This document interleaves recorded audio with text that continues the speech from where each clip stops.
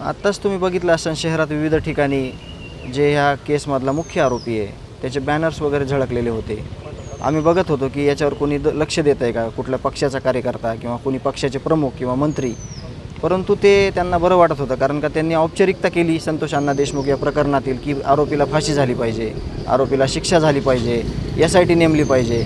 परंतु आरोपीचाच फोटो त्यांच्या डोक्यावर लावताना त्यांना ते कसं दिसलं नाही, किंवा समजा जर स्वतःच्या घरात असं झालं असतं तर ते आरोपीचा फोटो डोक्यावर घेऊन फिरले असते का.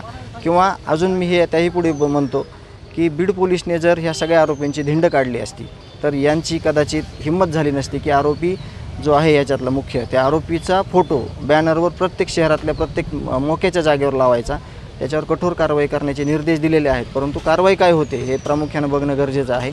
आणि आमची जी मागणी आहे की आरोपींना फाशी शिक्षा झाली पाहिजे ती आमची कायम असणार आहे आणि आमची तीच मागणी राहणार. बॅनर संदर्भात